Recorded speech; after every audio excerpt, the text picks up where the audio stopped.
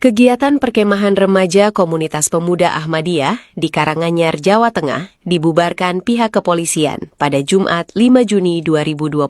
Kegiatan perkemahan direncanakan berlangsung selama 3 hari pada 5-8 Juni 2026 dengan mengangkat tema Nabi Muhammad SAW Pemersatu Umat Pembawa Damai yang diisi dengan berbagai agenda seperti olahraga, trekking, permainan tradisional, serta penguatan moral generasi muda. Pihak kepolisian kemudian hadir dan melakukan pembubaran setelah menghitung jumlah massa penolak yang mengatasnamakan Forum Ukhuwah Islamiyah yang jumlahnya diperkirakan hanya sekitar 50 hingga 150 orang. Sekretaris Pers PB Jemaat Ahmadiyah Indonesia, Yendra Budiana, mengungkap tindakan pembubaran tidak memiliki dasar administratif yang kuat. Bahkan pihak kepolisian tidak mampu menunjukkan surat perintah tertulis sebagai landasan administratif untuk menghentikan kegiatan. Pembubaran ini dipandang sebagai preseden buruk bagi iklim demokrasi di Indonesia dan mempertanyakan konsistensi negara dalam melindungi warga negaranya. Tindakan represif aparat kepolisian setempat yang membubarkan perkemahan pemuda Ahmadiyah di Karanganyar adalah tamparan keras bagi demokrasi dan kebebasan beragama di negeri ini. Penghentian paksa kegiatan internal ini bukan sekedar pelanggaran hak konstitusional, melainkan bukti nyata mundurnya mentalitas aparat yang tak lagi memahami esensi sejarah dan kebangsaan kita. Mereka telah mengkhianati api warisan keteladanan yang ditinggalkan oleh sang proklamator Bung Karno. Pembubaran paksa di Karanganyar adalah produk dari abunya agama, fanatisme buta dan merusak. Ketika polisi tunduk pada tekanan kelompok intoleran dan menggunakan kekuasaan untuk memberhangus hak berkumpul warganya sendiri, mereka tidak lagi menjadi petugas keamanan, tapi menjadi alat preman. Gak habis pikir deh sama kelakuan kelompok intoleran yang membubarkan kegiatan perkemahan remaja Ahmadiyah di Karanganyar, Jawa Tengah.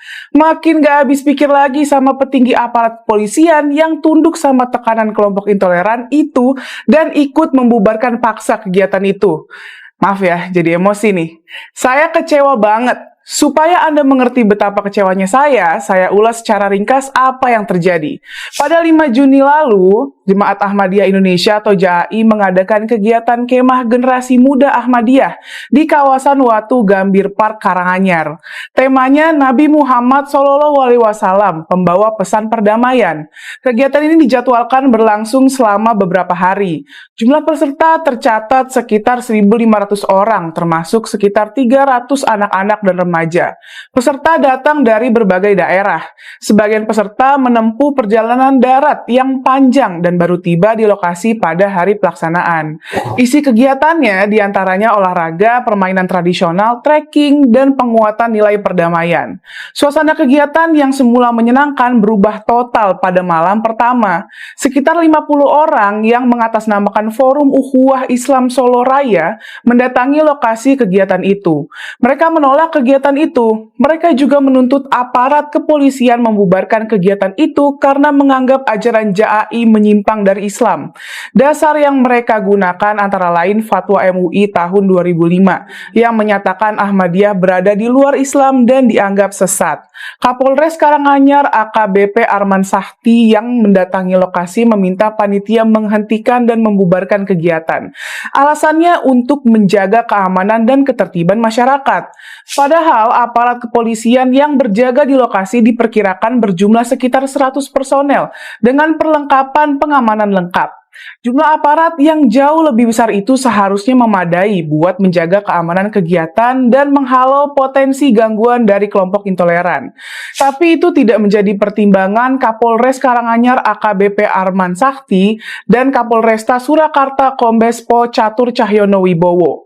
Keduanya tetap meminta seluruh rangkaian kegiatan dihentikan dan seluruh peserta dipulangkan pada malam itu juga. Presidium Hak Beribadah atau PHB menghimpun kesadaran kesaksian peserta pada saat kejadian. Menurut salah satu peserta, kelompok intoleran itu melontarkan kata-kata kasar kepada peserta. Kelompok intoleran itu membawa senjata tajam dan melempari para peserta. Menurut Direktur Eksekutif Setara Institut, Halili Hasan, kejadian ini bukan sekedar penghentian kegiatan keagamaan. Ini bukti aktual bahwa negara gagal melepaskan diri dari praktik diskriminasi terhadap Ahmadiyah, kata Halili. Ma'arif Institut menyatakan negara gagal melindungi hak konstitusional warga negara. Apalagi kegiatan ini berlangsung damai dan gak mengganggu ketertiban umum. Yayasan Lembaga Bantuan Hukum Indonesia atau YLBHI menilai masalah utama kejadian ini bukan sekedar adanya kelompok yang menolak Ahmadiyah, tapi juga aparat kepolisian yang tidak menegakkan hukum dan konstitusi. Menurut YLBHI, aparat keamanan seharusnya melindungi warga yang sedang menjalankan kegiatan secara damai. YLBHI menyoroti Polres Karanganyar yang tidak menjalankan kewajibannya melindungi keselamatan peserta, menjamin kebebasan berkumpul dan kebebasan beragama atau berkeyakinan. YLBHI minta Kapolri dan Komisi 3 DPR RI memberikan teguran dan mengevaluasi Kapolres Karanganyar dan Kapolda Jawa Tengah atas kejadian ini. Staf khusus Menteri Agama Gugun Gumilar menyayangkan pembubaran kegiatan itu. Para peserta yang seharusnya mendapat ruang aman belajar, bersosialisasi, dan berolahraga justru dihadapkan pada aksi penolakan dan kebencian atas dasar keyakinan. Selama bertahun-tahun, JAI menjadi korban tindakan intoleransi. Kegiatan mereka dibubarkan, mereka dilarang beribadah, rumah ibadah mereka disegel, mereka diintimidasi, dipersekusi, bahkan dibunuh.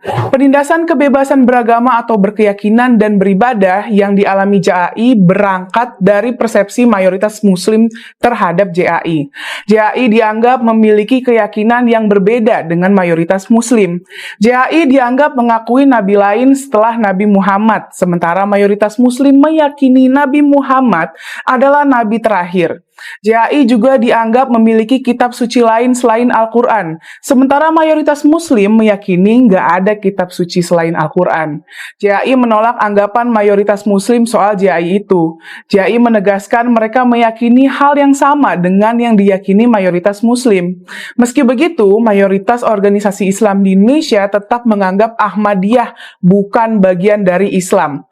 Pada tahun 2005, MUI Pusat mengeluarkan fatwa yang menyatakan Ahmadiyah berada di luar Islam dan sesat. Akibat fatwa itu, JAI menjadi bulan-bulanan kelompok intoleran.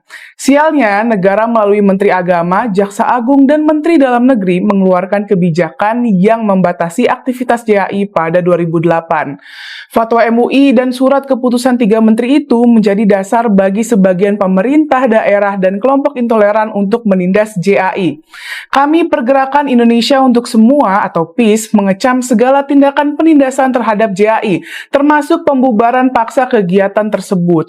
Sebagai warga negara, JAI punya hak yang sama dengan warga pada umumnya. JAI berhak bebas menjalankan ajaran agama dan keyakinannya. JAI berhak bebas beribadah sesuai ajaran agama dan keyakinannya. JAI berhak bebas berkumpul dan melakukan kegiatan sosial lainnya. JAI pun berhak mendapatkan perlindungan dan kesetaraan hak dari negara. Apalagi tidak ada poin dalam konstitusi, undang-undang, dan hukum yang melarang JAI. Adapun fatwa MUI adalah keputusan hukum yang diambil oleh sekelompok orang yang disebut ulama. Fatwa termasuk fatwa MUI nggak mengikat dan nggak harus diikuti. Faktanya banyak fatwa MUI yang tidak diikuti seluruh umat.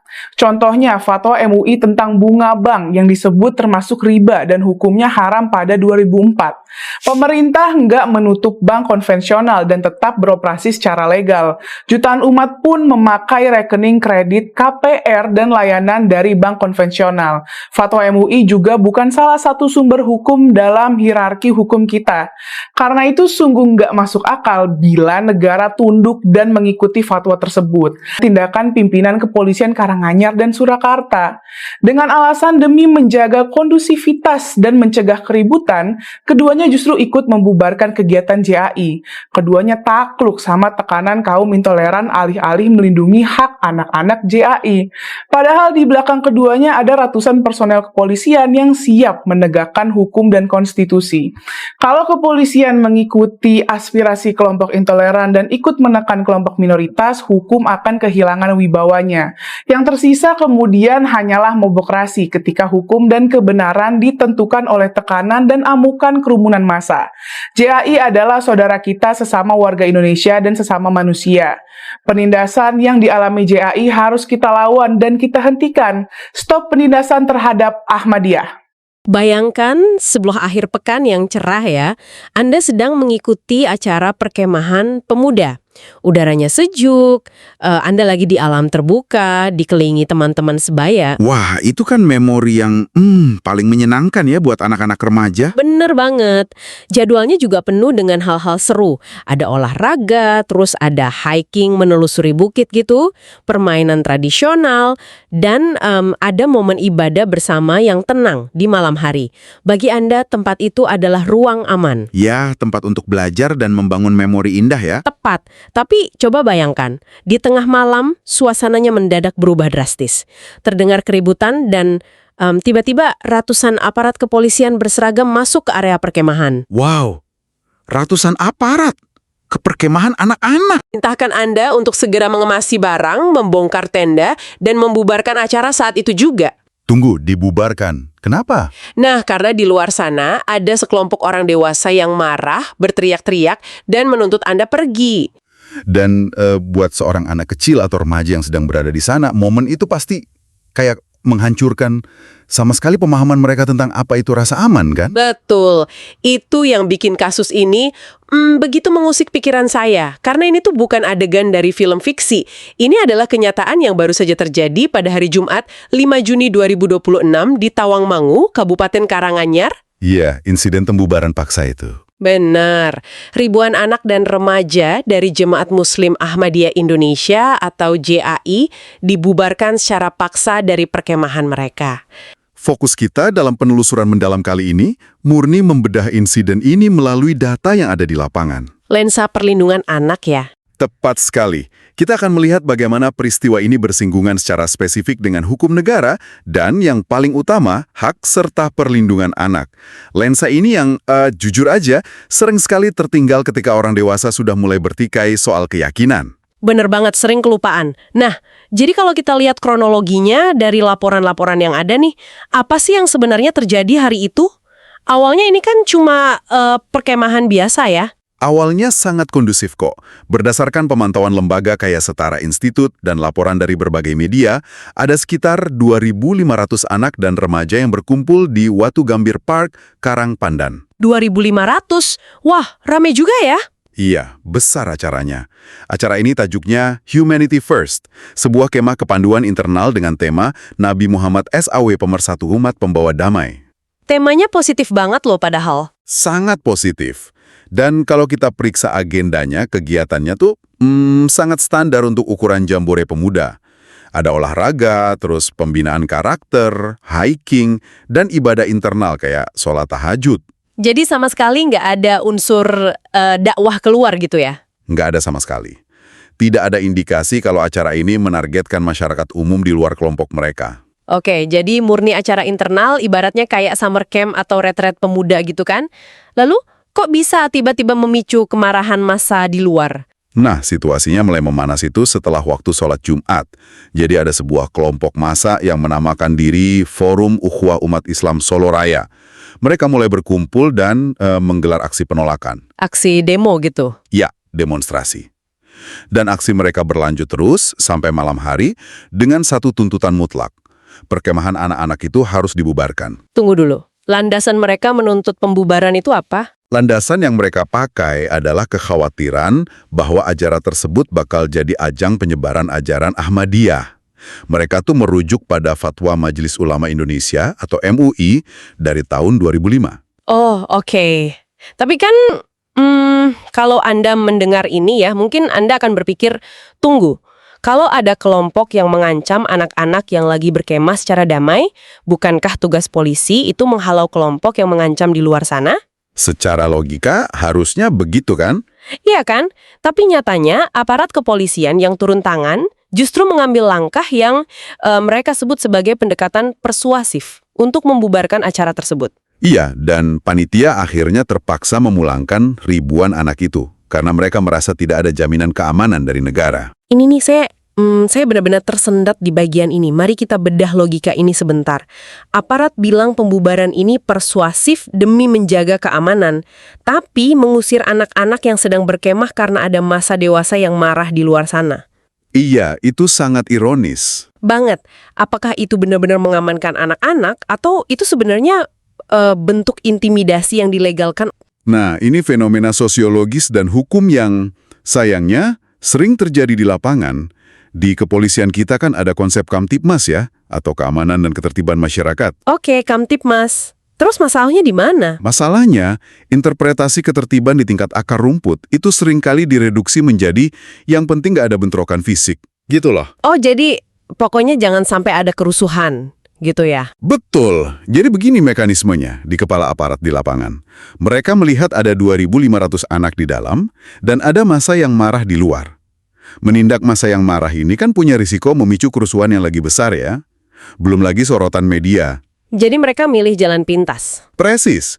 Meminta anak-anak yang sudah pasti nggak bakal melawan aparat secara fisik untuk mengalah dan pulang dilihat sebagai jalan keluar paling cepat buat meredakan ketegangan. Astaga. Jadi mengorbankan hak kelompok yang lebih lemah karena itu opsi yang paling nggak merepotkan secara operasional. Secara praktis, sangat disayangkan, tapi begitu.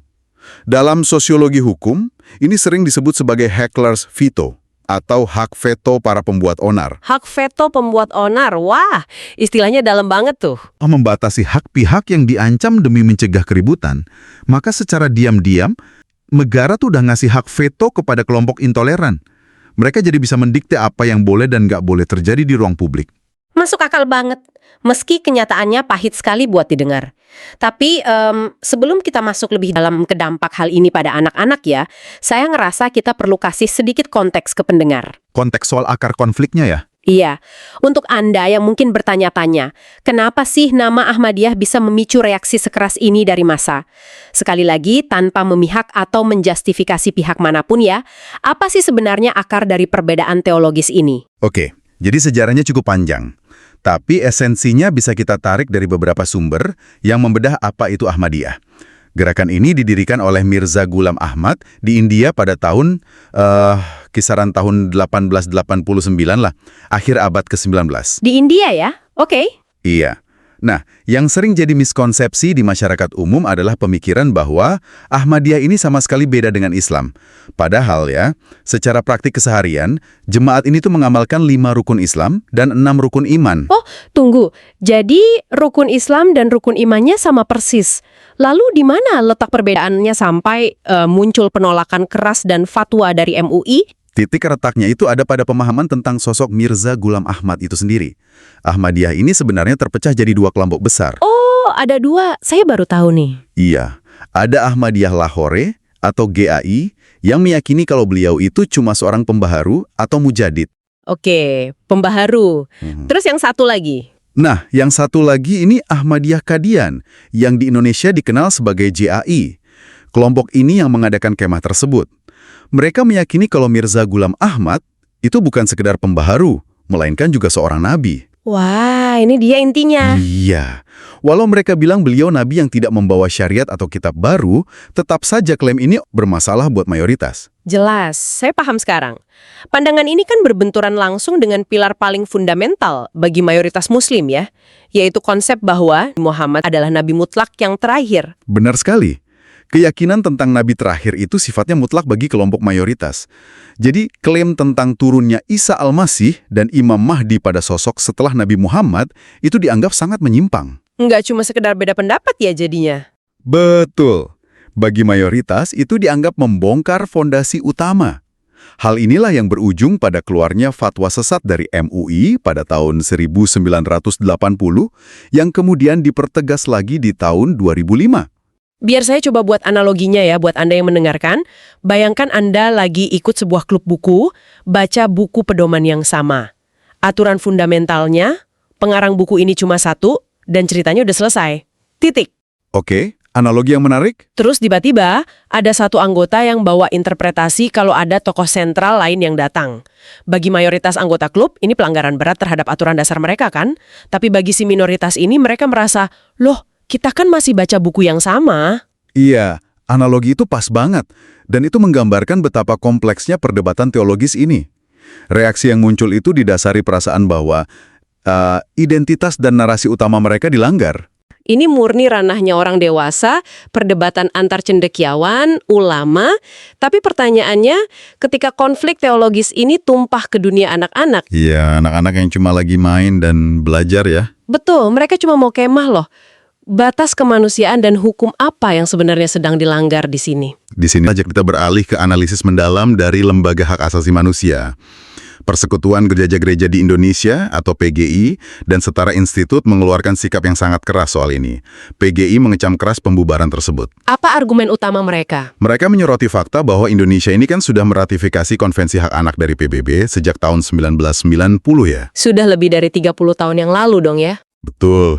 Dan kalau kita bedah dari kacamata konvensi, itu minimal ada 4 hak anak yang langsung dilanggar malam itu. Wah, 4 hak sekaligus.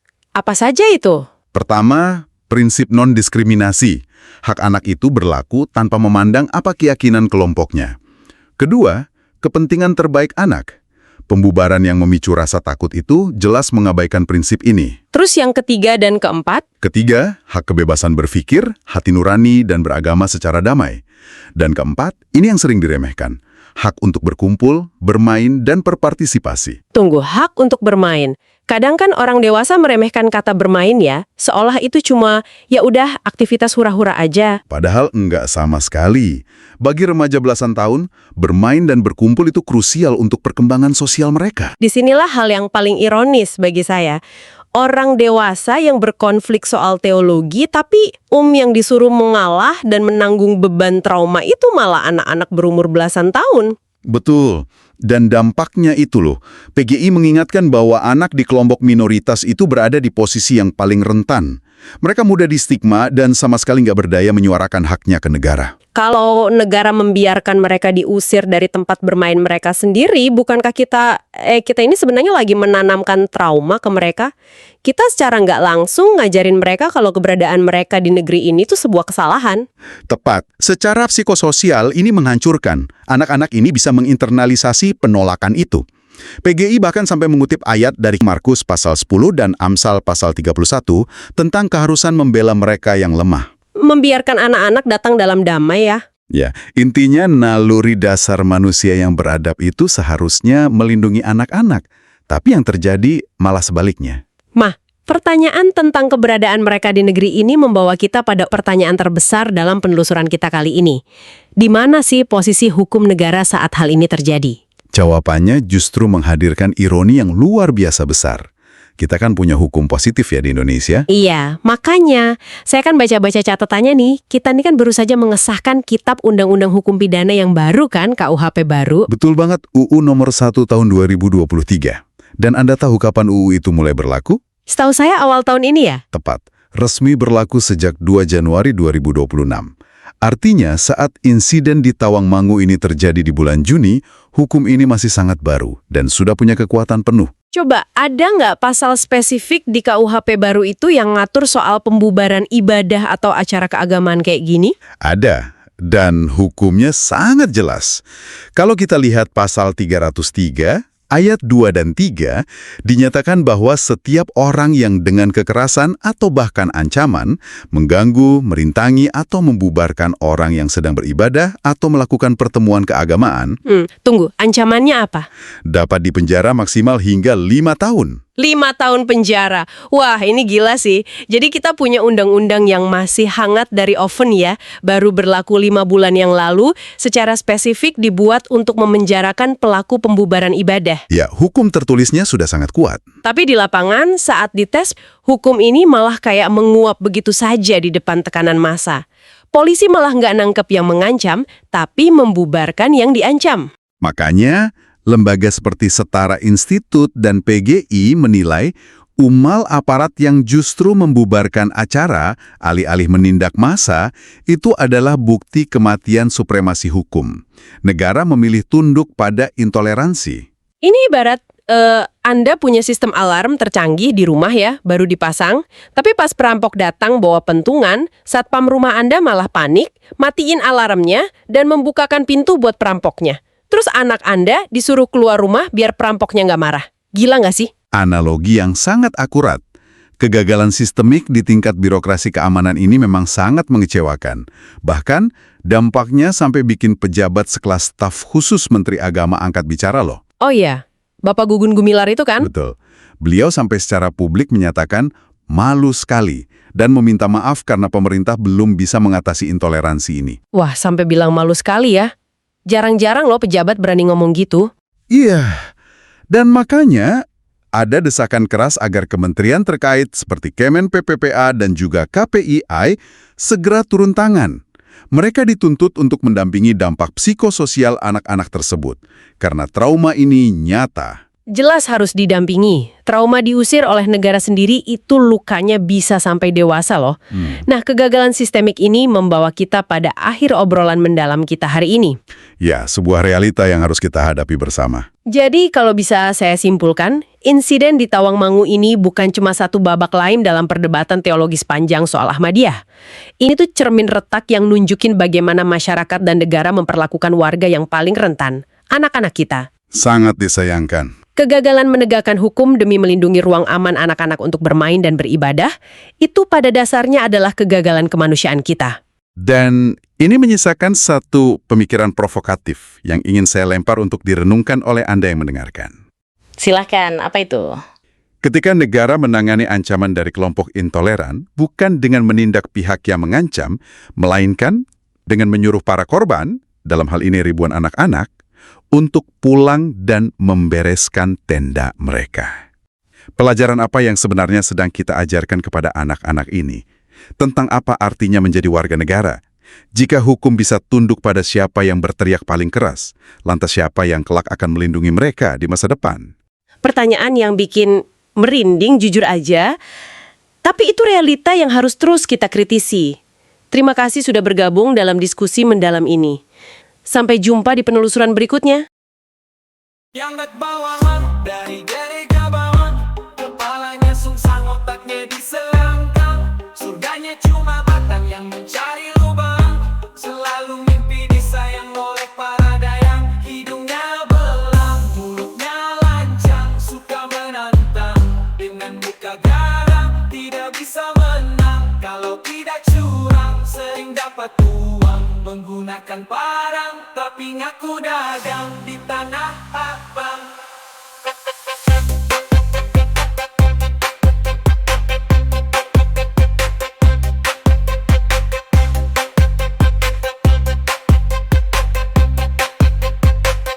Tapi ngaku dagang.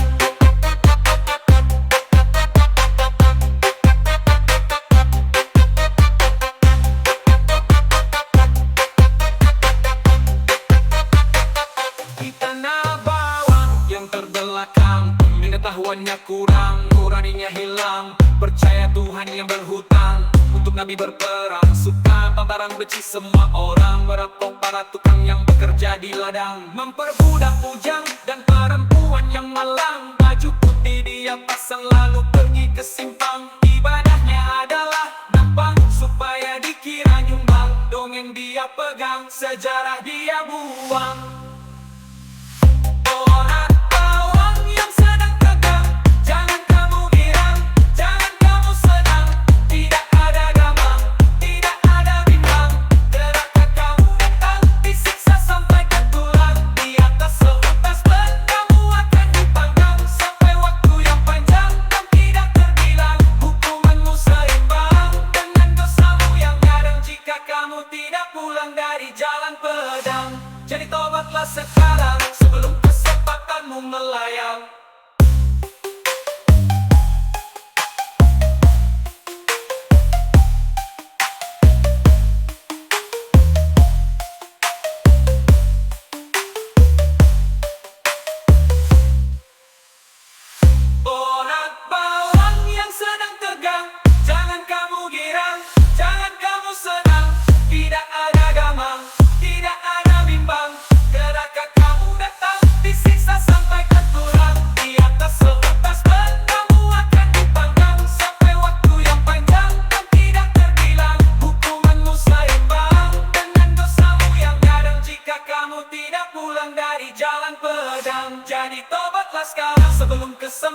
kamu melayang.